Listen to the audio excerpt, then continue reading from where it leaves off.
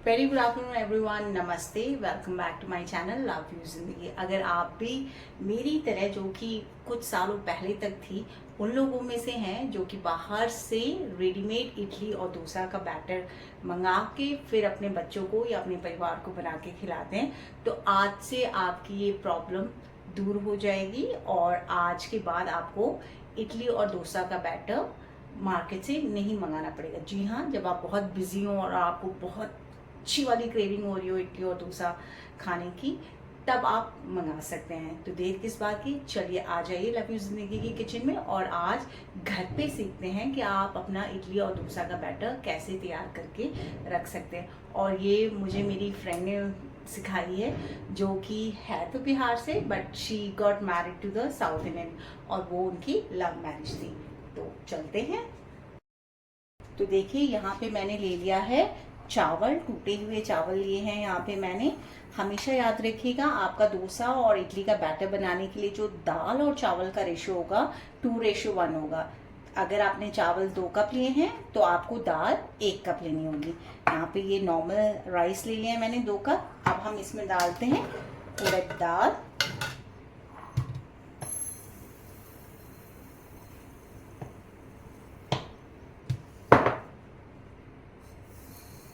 एक कप। साथ में आप डालिएगा मेथी दाना लगभग 1 टेबलस्पून, सॉरी 1 टेबलस्पून। और एक बार इसको हाथों से अच्छी तरह से मिला लीजिए।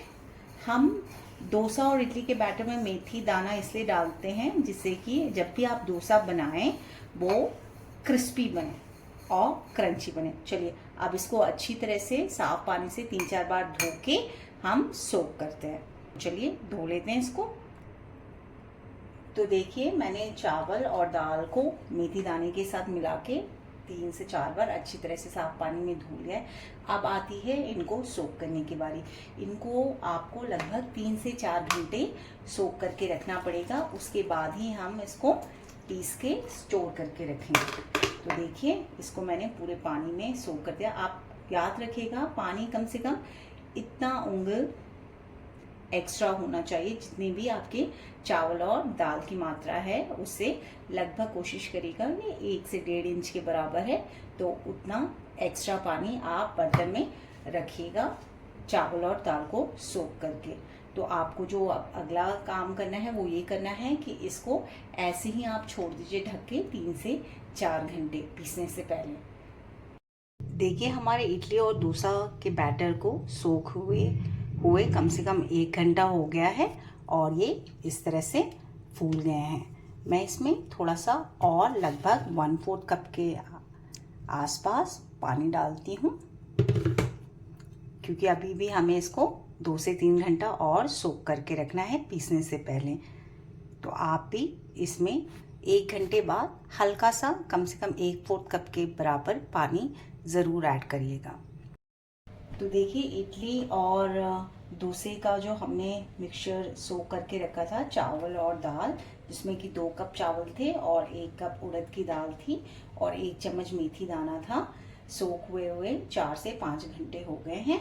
यहाँ पे मैंने एक बड़ा बर्तन या पतीला कहते हैं तो पतीला ले लिया है, साथ में मिक्सचर ग्राइंडर निकाल लिया है बाहर और इसको ऑन कर लिया है और यहाँ पे है जार। तो अब हम इसको पीसते हैं।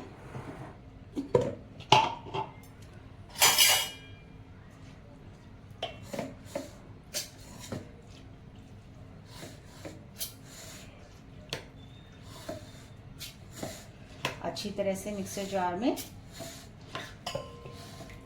आप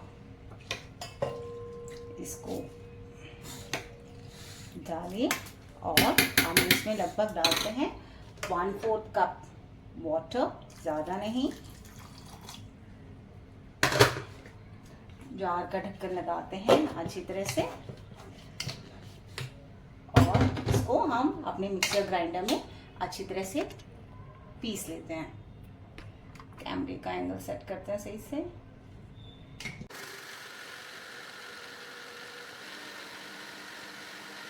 करते हैं ऑफ और मिक्सचर और ग्राइंडर के जार को खोल के चेक करते हैं। ये देखिए, इस तरह से आपको अच्छी तरह से इसको पीस लेना है और एक बार हाथों से उंगलियों के बीच में टच करके देख लीजिएगा। ये बारीक पीसे होने चाहिए, दरदरे नहीं होने चाहिए। तो आपको मिक्सर जार का जो ग्राइंडर मशीन है उसके तीनों ही स्पीड में थोड़ी थोड़ी देर चला के इसको अच्छी तरह से पीसना है। तो चलिए अब हम निकाल लेते हैं अपने बर्तन में और इसी तरह से बाकी का बचा हुआ जो मिक्सचर है उसको भी हम पीस के अपने पतीले में खाली कर लेते हैं।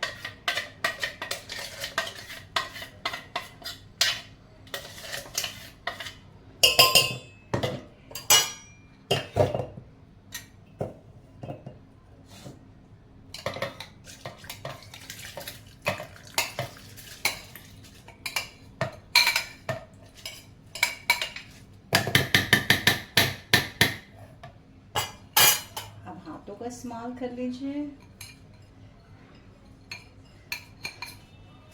कई बार इंडियन कुकिंग में ये होता है ना कि हाथों का इस्तेमाल स्पैटुला, स्पून, फोर्क या नाइफ से ज़्यादा बेटर रहता है।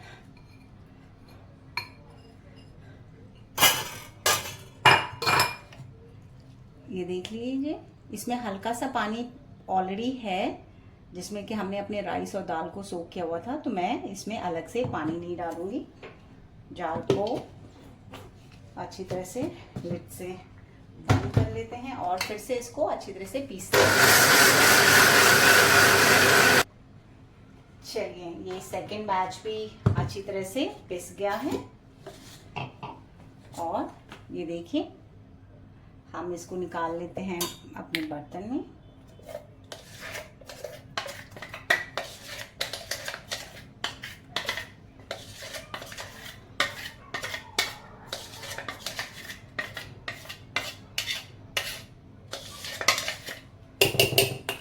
देखिए, अभी भी हमारे मिक्सर जार के अंदर बहुत सारा बैटर जो है इडली डोसा का चिपका हुआ है। तो अब आपको क्या करना है, इसमें डालना है एटलीस्ट 1/4 से आधा कप पानी अंदर डाल लीजिएगा मिक्सर जार के और जार का ढक्कन कर लीजिए अच्छी तरह से बंद। फिर से इसको लगाइए मिक्सर जार में और को थोड़ी देर के लिए कर लीजिए ऑन। अब खोलिए और इसको चेक करिए। ये देखिए सारा जो है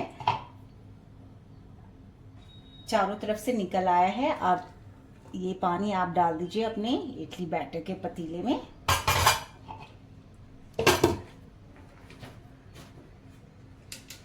इसमें डालिए आप 1 चम्मच नमक। एक बार अच्छी तरह से इसको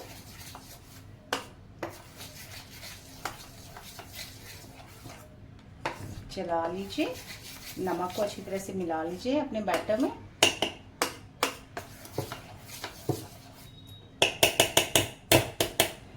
और अब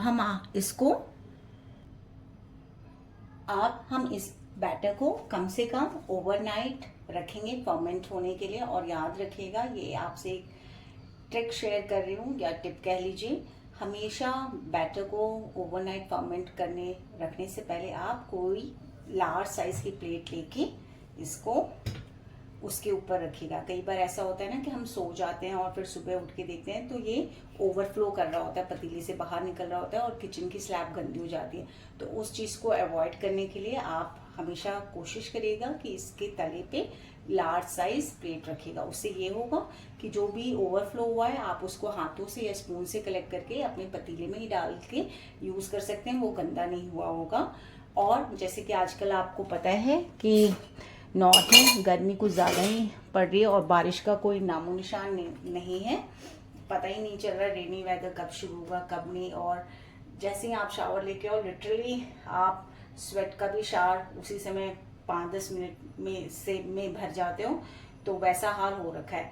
तो अगर आपका मन करे इसको लंच में खाने का तो सुबह उठ के भी आप इस बैटर को इतनी गर्मी में बना के रख सकते हैं, 3 से 4 मिनट में ये अच्छी तरह से फर्मेंट हो जाएगा। अब इसको ढक देती हूँ मैं और ओवरनाइट रख देते हैं अपने किचन में फर्मेंट होने के लिए। तो देखिए आपका इडली और डोसा बैटर कितने आसान तरीकों से घर में ही बन के तैयार हो गया है। तो देर किस बात की, जल्दी से जाइए अपनी किचन में, फटाफट से हेल्दी हाइजीनिक वे में डोसा बैटर घर पे ही पीसना शुरू करिए। डोसा और इडली का मज़ा घर पे ही लीजिए। जल्द ही मिलती हूँ आपसे अपने अगले वीडियो में। Till then bye bye, take care.